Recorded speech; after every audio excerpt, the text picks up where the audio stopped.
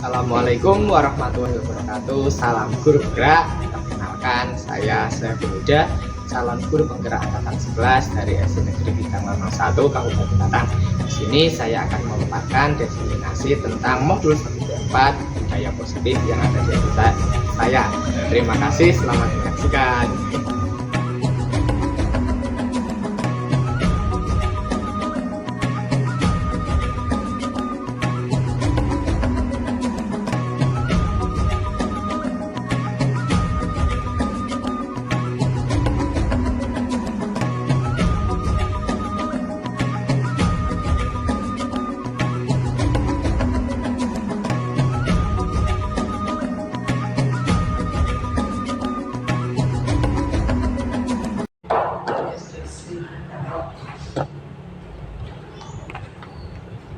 Assalamualaikum warahmatullahi wabarakatuh.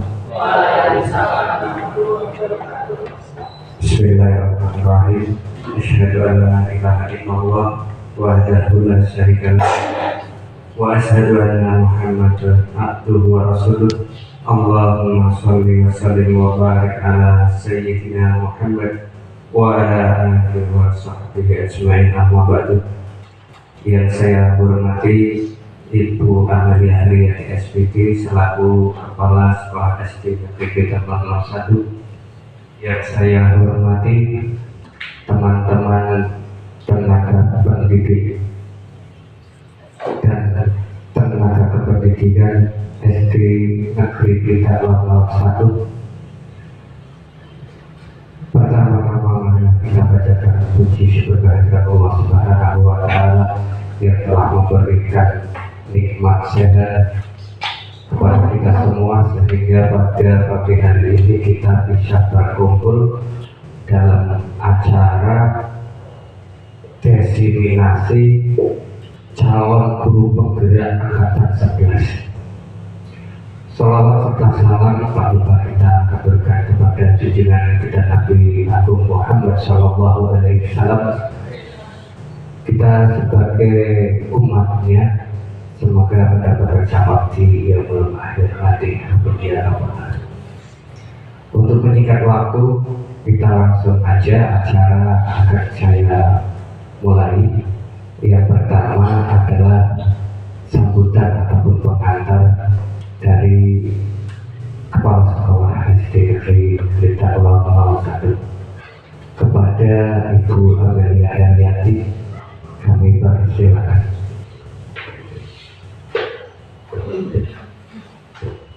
Terima kasih atas waktu yang diberikan kepada saya untuk berdiri di sini.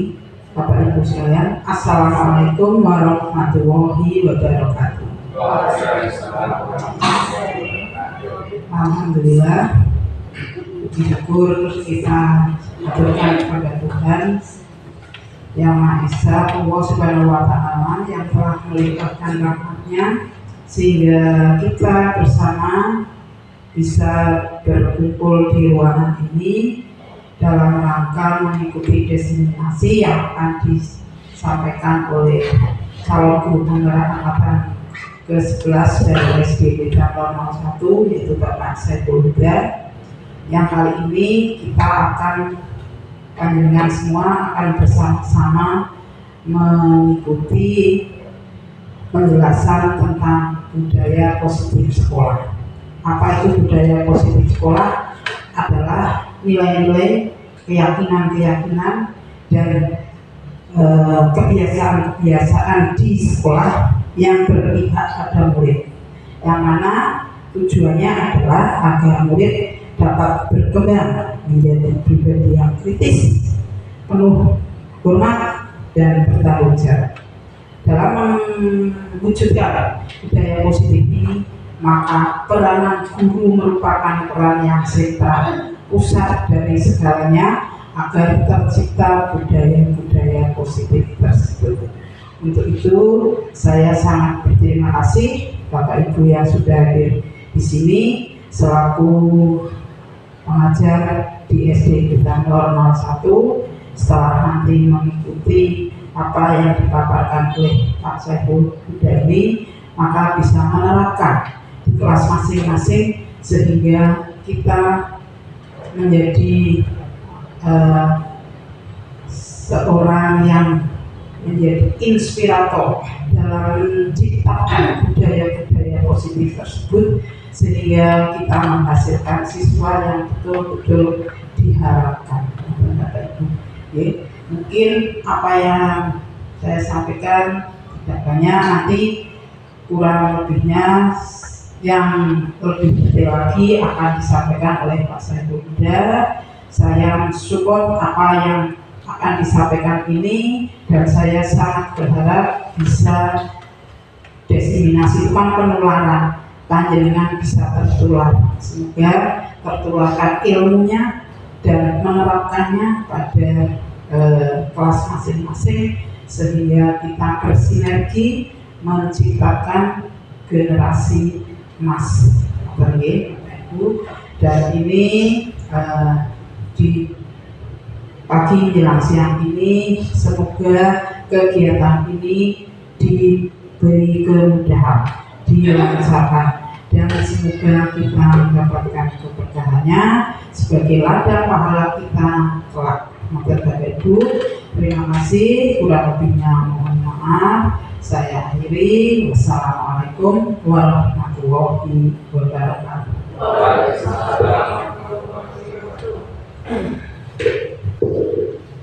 Terima kasih atas kami untuk acara yang selanjutnya secara ini yaitu pemaparan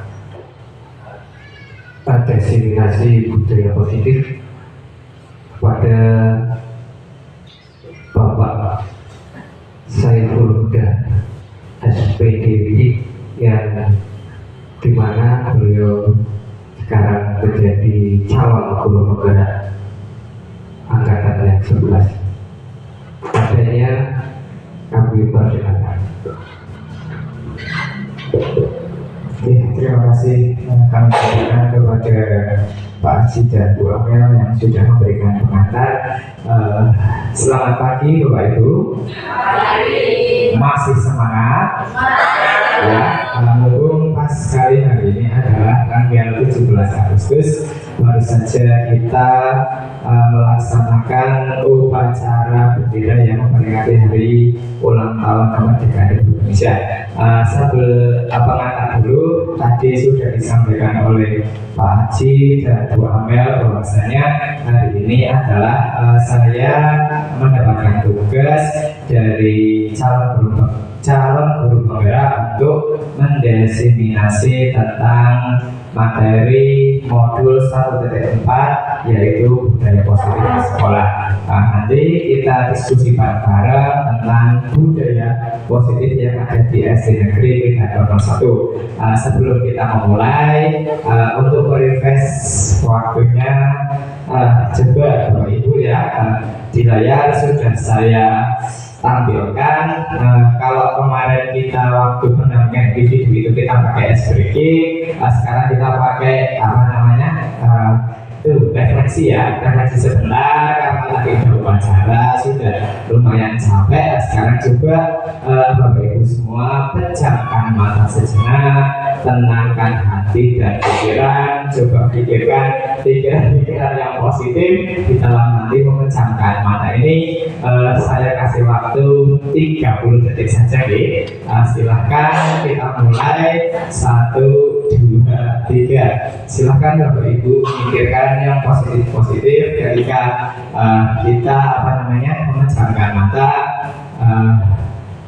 Kita refleksikan sejenak hasil dari tadi kita sudah melaksanakan upacara bersama anak-anak ketika membagikan hadiah.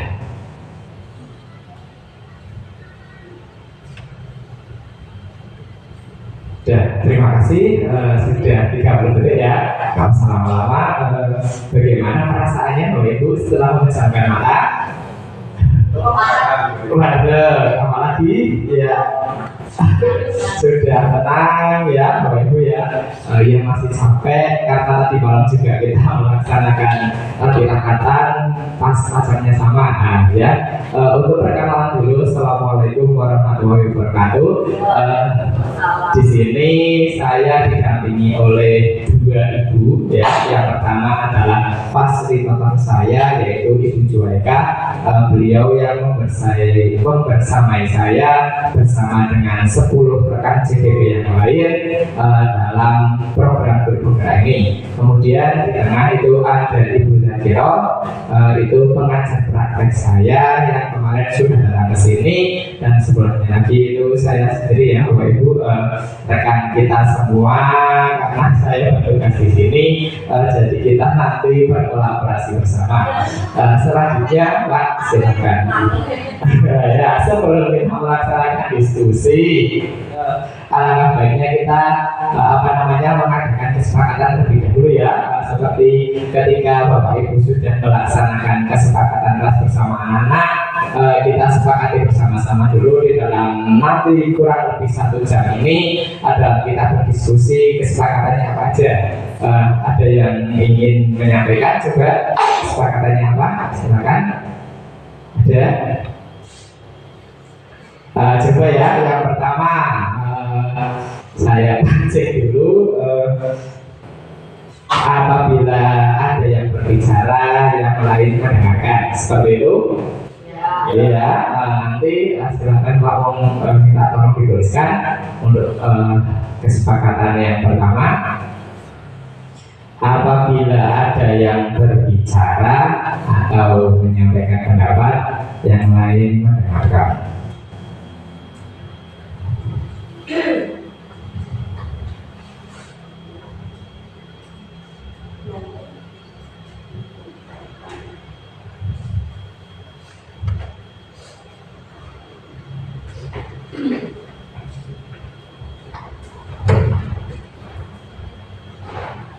Oke ya, itu yang pertama. Yang kedua silakan dari Bapak Ibu, apalagi?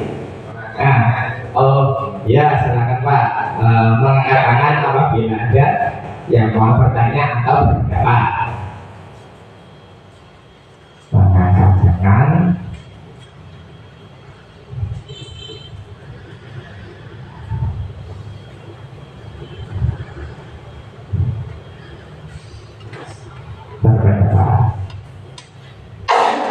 Terus siapa lagi? Bapak Ibu, boleh main HP?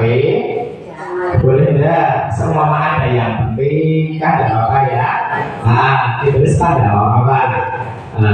Boleh bermain HP apabila ada yang penting ya, karena kita tidak bisa mengelakkan semua itu informasi dari HP kalau sekarang. Karena kita diskusi bareng-bareng, jadi kita kesepakatan bareng-bareng biar tidak dipaksa dari saya kesepakatannya, kita bareng-bareng aja. Yang terakhir, apalagi Bapak Ibu? Menghargai setiap pertanyaan dan jawaban. Menghargai setiap pertanyaan dan jawaban. Oke, terima kasih ya. Diseminasi Ibu, terima kasih Bu Rifa atas masukannya. Nanti bisa diganti Bu Rifa ini CDP Angkatan 9 senior saya. Terima kasih Bu atas masukannya. Nanti sebagai bahan perbaikan yang lebih baik lagi ya. Terima kasih Bu.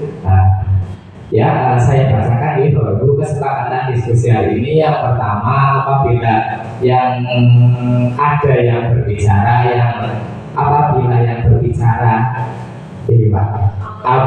ada yang berbicara atau menyampaikan pendapat yang lain mendengarkan. Yang kedua, mengangkat tangan apabila mau berpendapat. Yang ketiga, boleh main HP apabila ada yang penting. Dan yang keempat, menghargai pertanyaan dan jawabannya. Seperti itu, selanjutnya Pak Haji, terima kasih Bapak Ibu. Ini ya materi saya di modul 1.4 itu ada 5 materi dari disiplin positif itu. Sebagai seorang guru, alangkah baiknya harus memiliki kemampuan untuk mewujudkan budaya positif di sekolah. Tadi sudah disampaikan sedikit oleh Bu Amel, budaya positif itu perilaku-perilaku yang menumbuhkan kita supaya kita melakukan perbuatan-perbuatan yang baik ya. Di sini budaya positif itu sebaiknya muncul dari dirinya sendiri ya, walaupun nanti juga ada unsur dari di luar ataupun di dalam diri sendiri. Kemudian budaya positif ini dapat dijalankan dengan menerapkan konsep-konsep. Yang pertama disiplin positif, yang kedua motivasi perilaku manusia, yang ketiga keyakinan sekolah atau keyakinan kelas, yang keempat kebutuhan dasar manusia, yang kelima posisi kontrol atau restitusi, dan yang keenam penerapannya menggunakan segitiga restitusi. Selanjutnya Pak Haji. Nah ini dia ya. Yang pertama yaitu disiplin positif. Disiplin positif ini suatu cara penerapan disiplin yang mengajarkan anak bertanggung jawab dan menumbuhkan kesadaran nilai-nilai kebajikan. Bapak Ibu sekalian, kita sudah pastinya di sekolah kita sudah menerapkan disiplin positif ya. Ada yang tahu juga contohnya apa saja budaya disiplin positif itu? Silakan Bapak Ibu. Contohnya sekolah tepat waktu, terus apa lagi? Sholat dulu berjamaah, terus piket, apa lagi? Membuang sampah pada tempatnya, terus apa lagi? Makan dan minum sambil duduk dan sambil berdoa, jangan lupa itu. Kemudian disiplin positif ini lebih ke arah disiplin diri yang dapat mengontrol diri dalam melakukan segala tindakan. Nah, disiplin diri ini dapat membuat murid memahami dan menyadari berdasarkan motivasi internal, bukan akibat paksaan, ujian, ataupun hukuman. Contohnya sendiri karena kita ini adalah sebagai pilar pendidikannya, kita sebagai contoh untuk anak-anak. Makanya yang pertama dari diri kita sendiri ya Bapak Ibu, contohnya saja berangkat sekolah itu kita sudah menjadi pilihan kita menjadi seorang guru. Kita sudah tahu aturan-aturan sebagai guru itu yang nanti kita juga akan menerapkan kepada anak-anak itu. Intinya dari semua budaya positif dari tadi piket, terus apalagi tadi berangkat sekolah sebelum jam 7, terus makan minum sambil duduk, itu kalau bisa masuk dalam ke-6 karakter profil pelajar Pancasila ya, yang dimana yang pertama ada beriman dan bertakwa. Itu tadi Pak, sholat zuhur itu maksudnya berarti di dimensi yang itu. Terus ada mandiri ya, kita menumbuhkan kepada anak-anak supaya anak itu bisa bersikap mandiri, terus kebinekaan global ya, kita saling menghormati, saling menghargai, terus bergotong royong apabila kita melaksanakan kegiatan Jumat bersih-bersih lingkungan sekolah. Kemudian kreatif, ini ada hubungannya dengan menumbuhkan kreativitas anak dalam berpikir sesuai dengan tadi bahwasanya sekarang itu sudah menggunakan kurikulum merdeka, makanya kita hanya sebagai fasilitator saja, semuanya sudah ada di kurikulumnya. Dan yang terakhir bernalar kritis, menumbuhkan anak itu supaya berani ya menggali apa yang dia miliki supaya dapat muncul di dalam profil belajar manusia. Selanjutnya Pak Win, naik Pak. Ini dihapus ya Pak, sorry Pak, kelaten. Bawahnya dihapus Pak, ya. Bahasa Jerman tuh. Silakan Pak. Ya mana nanti yang sebelah itu profil Pak. Nah itu ya. Yang kedua motivasi perilaku manusia. Motivasi itu apa Bapak Ibu? Dorongan. Dorongan itu apa? Bahasa Jerman. Pak itu dihapus saja Pak.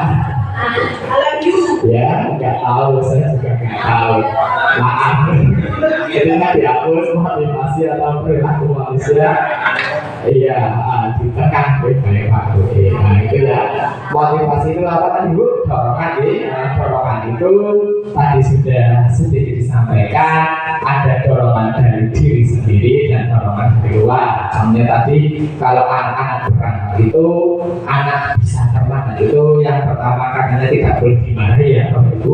Kita tanya dulu alasannya apa, kenapa kok anak itu bisa terlambat sekolah ya. Kita harus menggali ke anak itu ada kebutuhan apa, kenapa kok pas datang sekolah bisa terlambat. Selanjutnya Pak, nah itu ya yang pertama itu untuk menghindari ketidaknyamanan atau hukuman. Berangkat sekolah ini takut dihukum jadi gratifikasi ya. Yang kedua untuk mendapatkan imbalan atau penghargaan dari orang lain. Biasanya kita memberikan reward ya, rewardnya kepada murid, nanti sing berangkat dikasih, sing berangkat tempat waktu nilainya ditambahi atau enggak yang lainnya gitu. Terus yang ketiga untuk menjadi orang yang mereka inginkan dan menghargai diri sendiri dengan nilai-nilai yang mereka percaya. Ini maksudnya berarti motivasi dari dirinya, dia itu butuh untuk belajar ke sekolah, makanya dia berangkat ke sekolah tanpa adanya takut hukuman ataupun dia itu mau diberikan penghargaan. Jadi dia emang muncul dari dirinya sendiri. Untuk 1 dan 2 itu adalah motivasi ekstrinsik dari luar, dan yang ketiga itu adalah motivasi dari dirinya sendiri atau intrinsik. Selanjutnya ada keyakinan sekolah atau kelas. Pertanyaan Bapak Ibu, kenapa kok nggak peraturan kelas atau peraturan sekolah? Adanya sekarang dirubah menjadi keyakinan sekolah atau keyakinan kelas. Yang bisa kami jawab, kenapa kok sekarang nggak peraturan kelas, sekarang menjadi keyakinan kelas? Kenapa Bapak Ibu? Adanya kesepakatan itu untuk peraturan. Kalau keyakinan yakin apa buana? Bapak Ibu, Bu Rima mungkin bisa membantu menjawab kenapa kok sekarang bukan keyakinan kelas, bukan peraturan kelas. Satu deh, monggo Bu Rima, mencoba menjawab. Monggo Ibu silakan. Dalam keyakinan itu ada kesepakatan dan peraturan. Iya, terus kalau yang peraturan sekalian cukup. Jadi kalau keyakinan itu di dalam keyakinan itu ada peraturan, yang lain monggo Bapak Ibu. Yang diolah menjadi kesepakatan bersama menjadi keyakinan kelas. Terus apa lagi Bapak Ibu?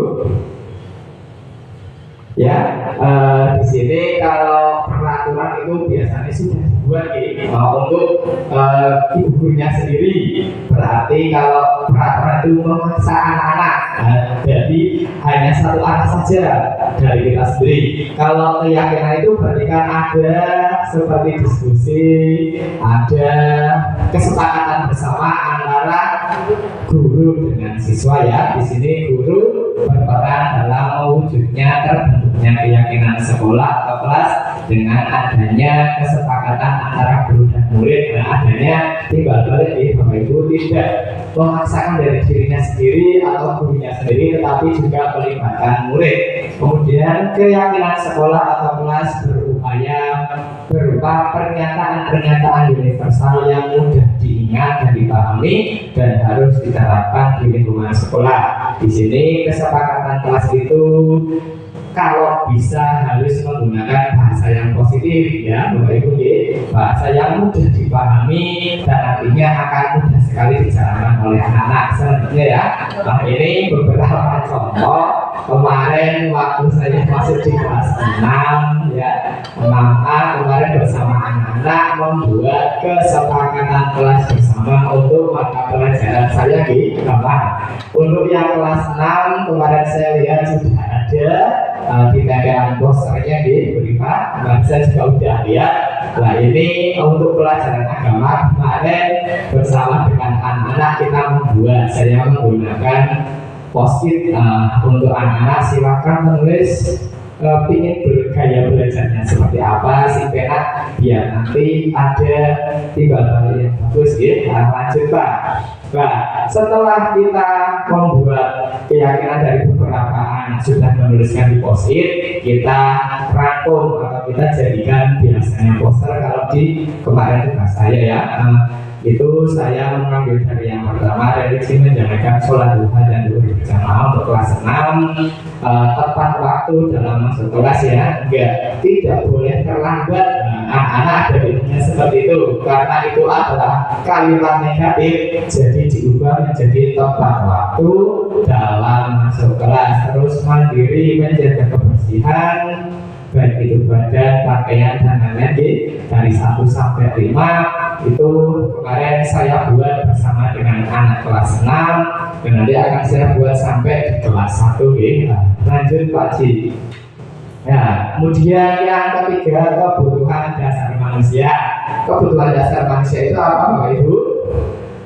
Bu Ana bisa jawab. Kebutuhan dasar manusia itu apa? Makan. Terus apa lagi? Begitu. Terus apa lagi? Mau pakai pakaian yang layak. Terus itu adalah pernyataan ya Bapak Ibu. Ketika seorang murid melakukan suatu perbuatan yang bertentangan dengan nilai kebajikan ya, atau nilai kebajikan itu yang tadi akan kita munculkan di dalam 6 dimensi profil belajar Pancasilanya, supaya anak-anak menjadi anak-anak yang menerapkan profil belajar Pancasila atau melanggar peraturan. Hal ini sebenarnya dikarenakan mereka gagal atau kurang berhasil dalam memenuhi kebutuhan dasar manusia. Selanjutnya Pak Ji. Nah ini ya Bapak Ibu, kebutuhan dasar manusia itu dibagi menjadi 5. Yang pertama ada bertahan hidup, tadi makan itu ya. Kalau kita tidak makan kita akan mati. Makanya itu yang pertama. Yang kedua kita butuh kasih sayang pastinya dan rasa diterima ya.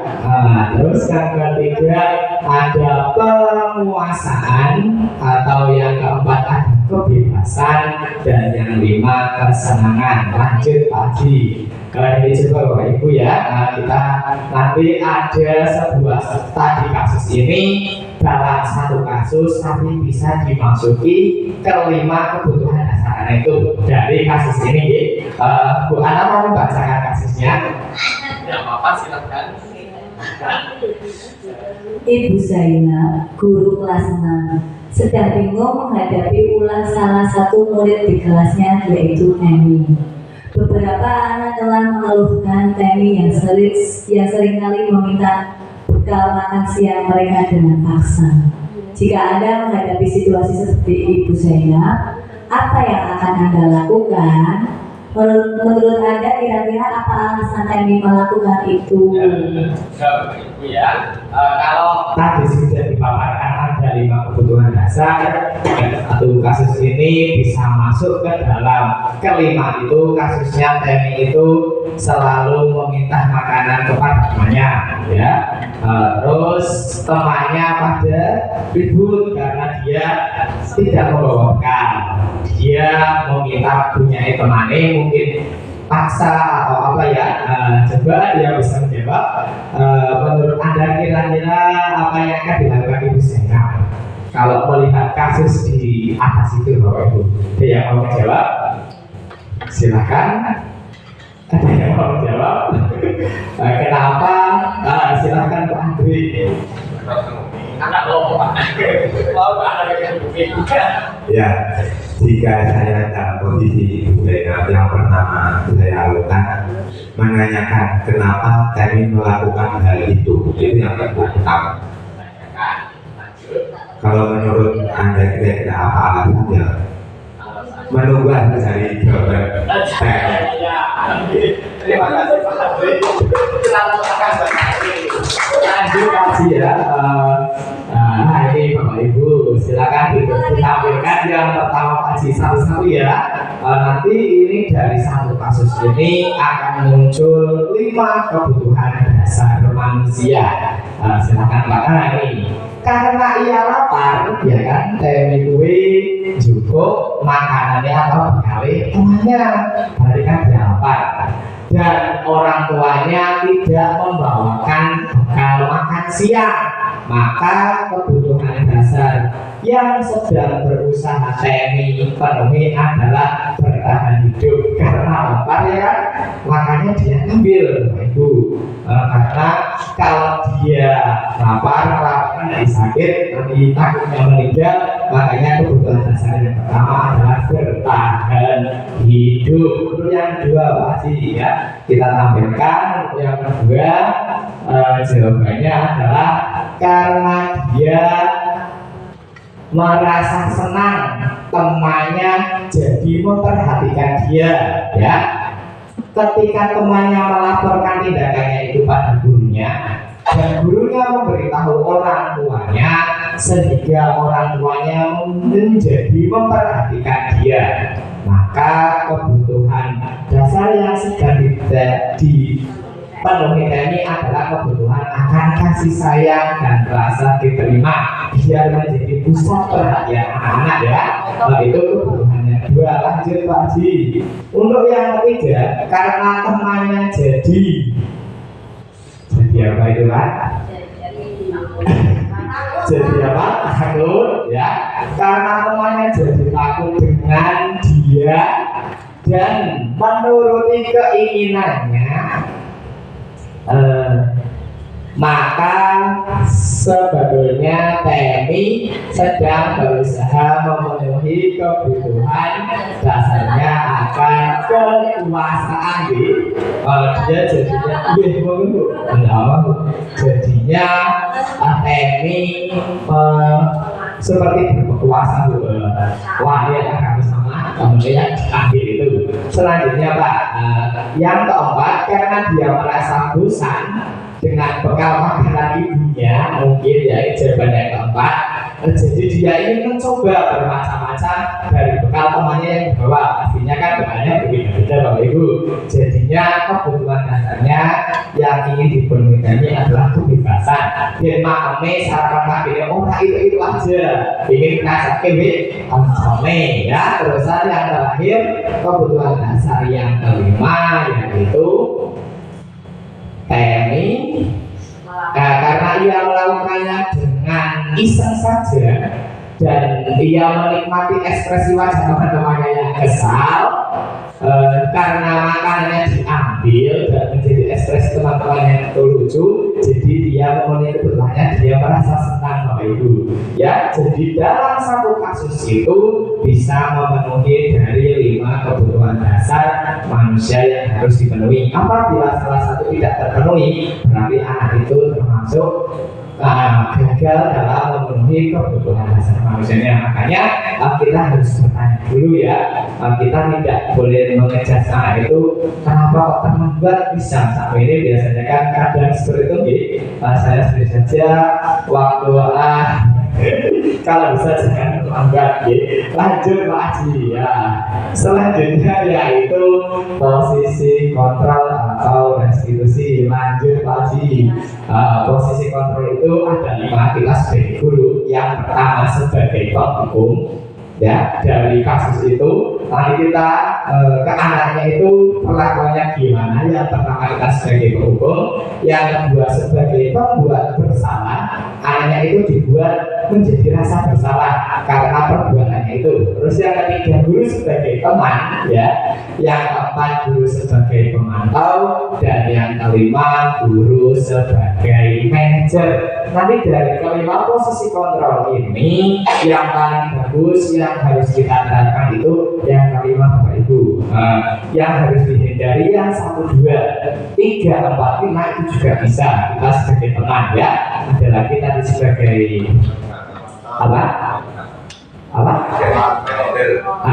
pemantau, boleh kita sebagai pemantau, ya. Pemantau kita nanti dipantau anaknya sampai ada perubahan atau tidak, dan terakhir nanti yang paling bagus itu sebagai manajer lanjut Pak Haji. Nah, ini orang kita yang paham. Terus, nah ini di antara kelima posisi kontrol tadi, sebaiknya guru menggunakan posisi manajer di Bapak Ibu. Yang paling bagus itu kita sebagai manajer, bukan hanya manajer di perusahaan, tapi kita manajer di dalam sekolah kita. Kalau itu kecilnya kita manajer di kelas yang kita ajar itu ya, biar anak-anak menjadi senang belajarnya. Lanjut Pak Haji. Nah, selain itu, posisi manajer mengacu pada restitusi yang dapat menjadikan murid sebagai manajer. Nah, maksudnya di sini nanti anak diajak bicara seperti kenapa kok kamu terlambat anak-anak? Nanti yang mencari solusinya itu anak sendiri. Kita cuma menggali. Saya ingin terlambatnya karena tidurnya malam-malam Pak, karena tidak ada yang membangunkan Pak, karena main HP sampai malam. Nah itu nanti kita tanya, nanti ada cuplikan video yang kemarin sudah saya buat bersama dengan anak kelas 5B. Sebenarnya saya buat 2 kasus, tapi ternyata yang diminta dari saya cuma 1, jadi saya kemarin pakai yang kelas 5. Terus segitiga restitusi, setelah kita ada masalah di dalam diri anak tadi karena belum memenuhi kelima kebutuhan dasarnya, makanya kita terapkan yang ini. Tapi tidak semua kasus ya Bapak Ibu, hanya kasus beberapa saja yang bisa menggunakan segitiga restitusi. Yang pertama, menstabilkan identitas. Yang kedua, validasi tindakan yang salah. Yang keempat, yang ketiga menanyakan keyakinan, dan nantinya itu akan menjadi solusi dari permasalahan anak tersebut, bisa ditemukan solusinya. Lanjut Pak. Ini Bapak Ibu, materi yang kemarin saya dapat di guru penggerak yaitu segitiga restitusi. Pak, belum ya Pak? Belum Pak?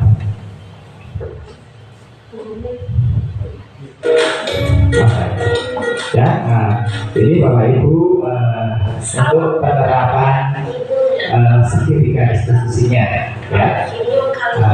Kemarin saya mendapatkan materi ini, saya terapkan di dalam kelas, walaupun karena kemarin itu ada tugas, anak itu diposisikan ada masalah. Nah, kita cari solusinya bareng-bareng.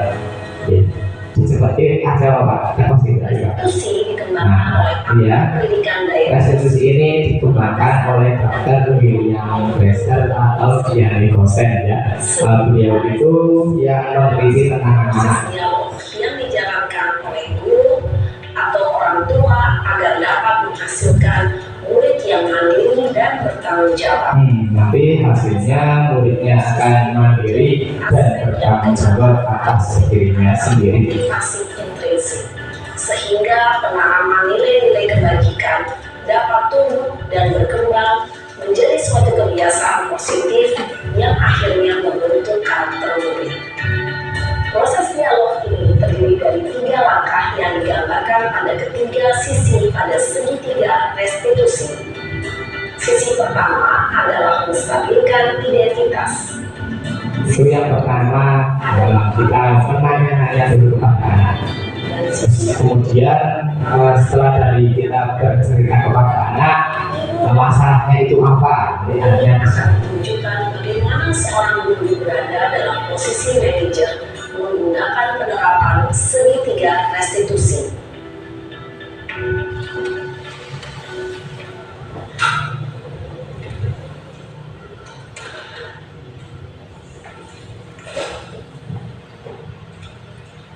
Siang sana. Siapa? Sudah lama ketemu sana. Kenapa hari dari di sini? Kesel Pak, kesel banget. Masa aku dikatain kurang fitnah Pak? Ya aku marah lah. Aku udah dikatain mereka di depan kelas. Oh begitu ya. ini proses menstabilkan identitas tadi dulu. Akan marah apabila ada yang Kita seperti pertama mengiyakan perbuatannya ya, karena pastinya kalau kita begitu itu pasti kita sudah merasa Kesel banget. Saya bentak-bentak dia depan teman-teman lain. ini validasi tindakan yang salah atau restitusi yang kedua. Iya lah, masa saya diam saja Pak? Ya saya bela diri lah. Masa saya dituduh tukang fitnah? ya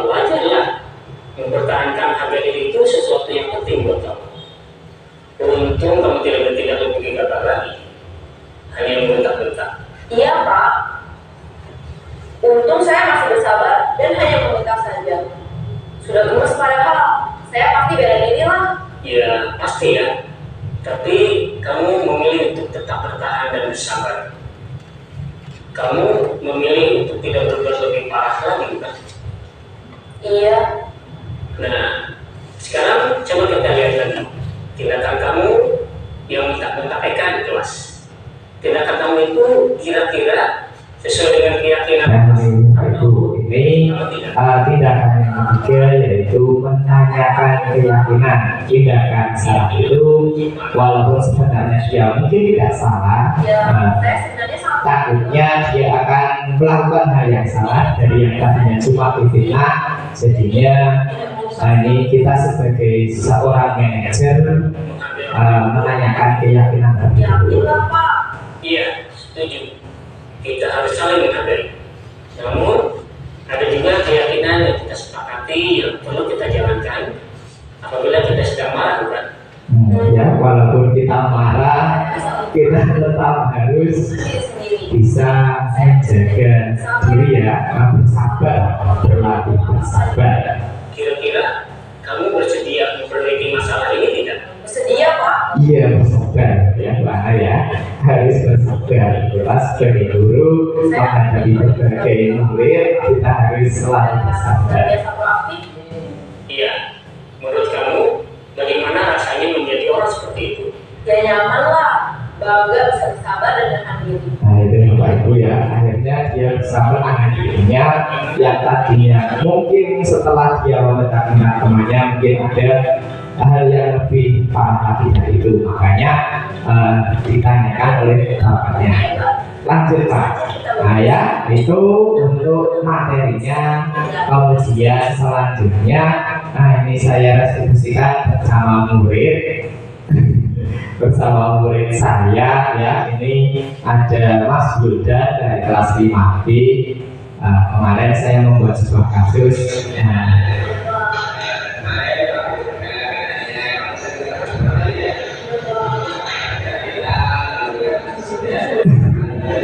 Ini sangat otomatis kemarin Bapak Ibu, sebenarnya saya sudah buat 2 skenario, tapi karena kemarin harus dirubah, jadinya saya membuat lagi pas dadakan. Alhamdulillah anak yang mau, anaknya juga semangat, saling membantu. Alhamdulillah jadi cuma sebentar. Kemarin pas tanggal 14 Agustus.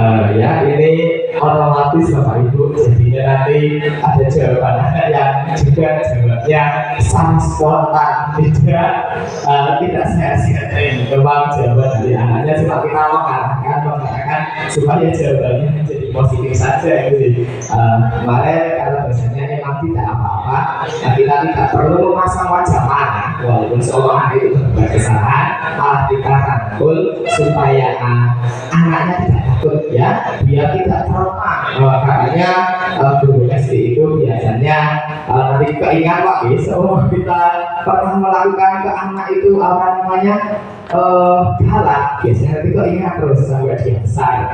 Ya saya diajar bu itu ngajar galak, diajar Pak itu galak. Biasanya nanti keingat ya sampai anak itu lulus, sampai anak itu makanya ini paradigma baru, jadinya kita dilatih supaya kita bisa yang pertama sebagai penghukum, dan itu nggak boleh ya Bapak Ibu, kalau bisa jangan kita praktekkan. Yang kedua sebagai berapa kali, yang kedua sebagai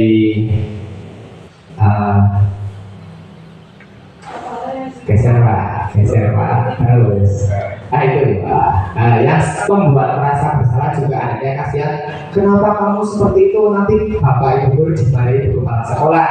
Nah itu kan akhirnya kita anaknya dijadikan merasa bersalah, itu juga tidak bagus Bapak Ibu. Kemudian yang sebagai teman itu malah bagus, kita bercerita kepada anaknya, silakan anaknya diposisikan konsisten sebagai teman kita, dan yang keempat sebagai penonton kita pantau dulu anak-anaknya itu kenapa kok sering terlambat. Jangan langsung dijudge kamu itu selalu terlambat seperti ya. Kita dipantau terus kita tanya-tanya, dan yang terakhir sebagai manajer Bapak Ibu itu adalah tadi budaya positif yang dapat saya sampaikan. Kita bisa refleksikan bersama sebentar Bapak Ibu sebelum ini selesai ya. Tadi yang pertama kita sudah belajar budaya positif ya. Budaya positif itu ada 5. Yang pertama ada disiplin. Jawab awal coba ya. Yang pertama ada bisa lagi Pak. Terus Paul sendiri Pak. Paul sendiri yang tua ya itu. Ya, nah itu ya.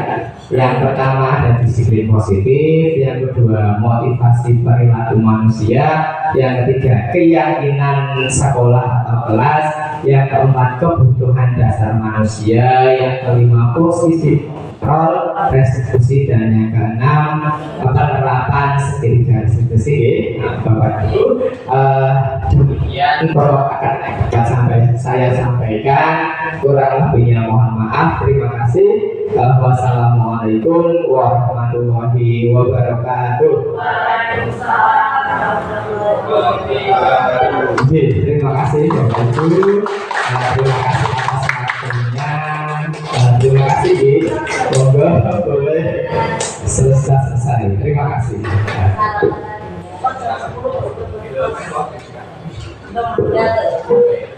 Terima kasih pada Bapak Saiful Huda yang telah memaparkan begitu panjangnya. Semoga bisa menambah wawasan kita dan memberikan motivasi kepada kita untuk ikut jejaknya beliau, ikut mendaftarkan di angkatan yang ke-12.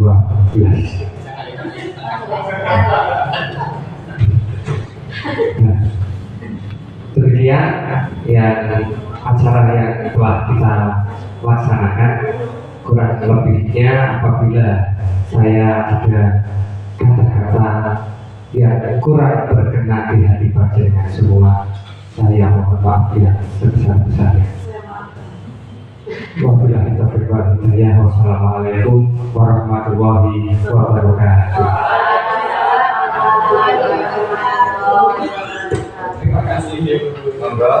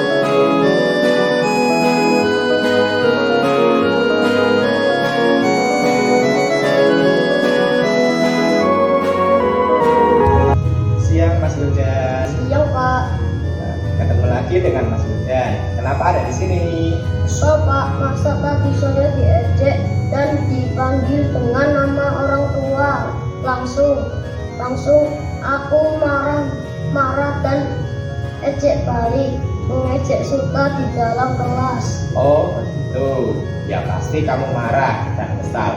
Bapak juga kalau seperti itu kan pasti Bapak marah. Kemudian pada saat itu kamu melakukan apa? Saya langsung marah dan mengejek balik Suta. Lah Pak, hampir saja saya berantem sama Suta Pak. Oh, itu kamu melakukan hal yang seperti itu pasti ada alasannya. Iya Pak, iyalah Pak, masa saya diam saja dikatain seperti itu, saya bela diri lah Pak. Ya, wajarlah mempertahankan harga diri sesuatu yang sangat penting buat kamu. Untung kamu tidak bertindak lebih gegabah lagi, hanya marah-marah saja. Iya Pak, untung saya masih bersyukur, bersabar dan hanya marah-marah saja. Ya, sudah bertengkar padahal. Ya, pastinya ya. Tapi kamu memilih tetap sabar. Kamu memilih tindakan yang tidak parah lagi kan? Iya. Tindakan kamu yang marah-marah sama Suta kira-kira sudah sesuai dengan keyakinan jelas tidak? Tidaklah Pak, capek Pak marah-marah. Jadi menurut kamu yang kurang tepat itu apa? Iya, sebenarnya saya sangat menghargai orang lain. Mungkin saat ini masih emosi jadi tidak menunjukkan sikap itu. Kamu meyakini tidak menghargai orang lain itu penting? Yakinlah Pak. Ya, setuju. Aku juga setuju. Harus saling menghargai. Namun ada nilai yang kita sepakati pula kita jalankan apabila kita marah, bukan? Iya Pak, saya bisa lebih bersabar dan terpikir sebelum bertindak. Kamu bersedia memperbaikinya? Iya bersedia Pak. Kalau kamu bersedia memperbaiki, kamu akan menjadi manusia seperti apa? Saya akan menjadi orang yang bertanggung jawab kali ya Pak. Ya, menurut kamu bagaimana rasanya menjadi orang yang seperti itu? Nyaman lah Pak, bisa berserta dan menahan diri. Nyaman lah Pak, bisa bersabar dan menahan diri. Nyaman lah Pak, bisa bersabar dan menahan diri.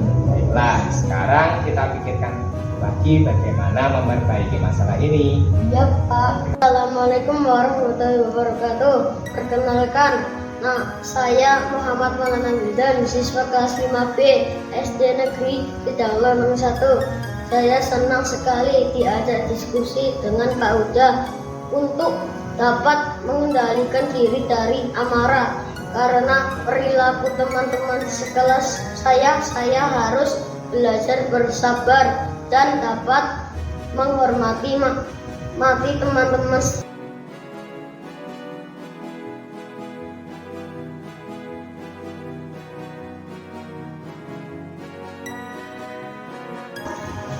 Mas Wildan, Iya Pak. kemarin aku dengar katanya kamu sering terlambat ya? Iya Pak. Kira-kira ingatan Mas Wildan dan berapa kali Mas Wildan terlambat? Iya Pak. Nah, kali ya. Itu menurut kamu berbuat kesalahan ya? Buat kesalahan. Iya, berbuat kesalahan itu sebenarnya wajar, tapi kita harus bisa belajar dari kesalahan itu untuk bisa memperbaiki ya. Nah, sekarang kita cari solusinya bareng-bareng ya Mas Wildan, mencari supaya kita tidak terlambat. Pastinya Mas Wildan punya alasan kenapa kok terlambat. Karena saya juga terpaksa main musik. Oh, itu alasannya. Menurut Mas Wildan, kesepakatan kelas apa yang disarankan? Oh iya, dari situ ya. Menurut Mas Wildan, bagaimana caranya biar kita bisa disiplin? Harus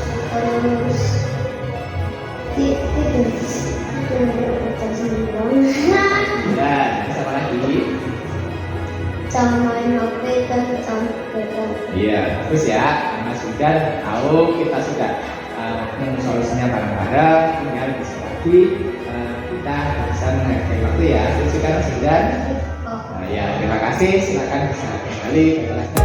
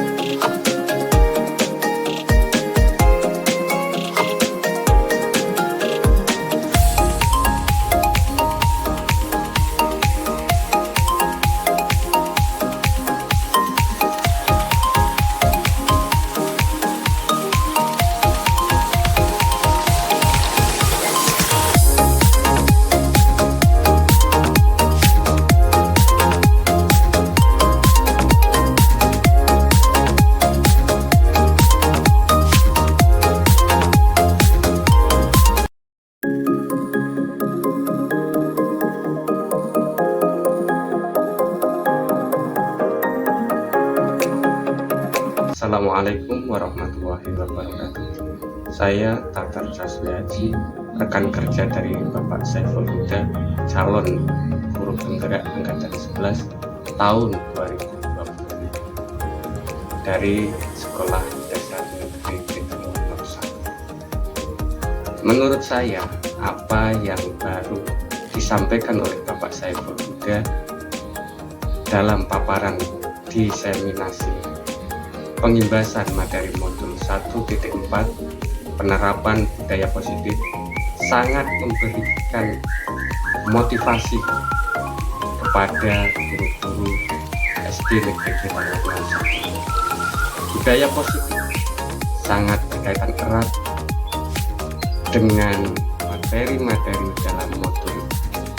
Budaya positif menjadi sebuah bagian yang tidak dapat dipisahkan dari refleksi filosofi pendidikan Ki Hajar Dewantara, nilai dan peran guru penggerak, serta visi guru penggerak. Jika semuanya dipahami, maka dapat diimplementasikan dalam kehidupan sehari-hari, terutama di lingkungan sekolah. Budaya positif yang di dalamnya membahas tentang materi perubahan paradigma, konsep disiplin positif, dan motivasi keyakinan kelas, pemenuhan kebutuhan dasar 5 posisi kontrol, serta segitiga restitusi dapat ditumbuhkan dan dikembangkan di SD Negeri Blitar nomor 1 melalui sebuah pemahaman dan pembahasan yang baru disampaikan dalam penerapan oleh Bapak Saiful Huda tadi. Untuk membangun budaya positif sekolah perlu menyediakan lingkungan yang positif. Sudah sewajarnya guru sekolah mulai menerapkan dan membangun budaya positif secara bersama-sama dengan warga sekolah, saling bahu-membahu, dengan dimulai dari diri sendiri, untuk selanjutnya ditularkan kepada pemerintah. Kita sebagai subjek pendidikan dalam rangka menggapai profil pelajar Pancasila. Budaya positif di sekolah ialah nilai-nilai keyakinan dan kebiasaan-kebiasaan di sekolah yang berpihak pada murid agar murid dapat berkembang menjadi pribadi yang kritis, penuh format dan bertanggung jawab. Dalam mewujudkan budaya positif ini, guru memegang peran sentral. Guru perlu memahami posisi apa yang tepat untuk dapat mewujudkan budaya positif, baik di lingkungan kelas maupun di lingkungan sekolah. Demikian yang dapat saya sampaikan. Selamat kepada Bapak Saiful Huda yang telah melaksanakan pengimbasan materi modul 1.4 penerapan budaya positif melalui aksi nyata calon guru penggerak. Bergerak, tergerak, dan menggerakkan. Assalamualaikum warahmatullahi wabarakatuh. Terima kasih.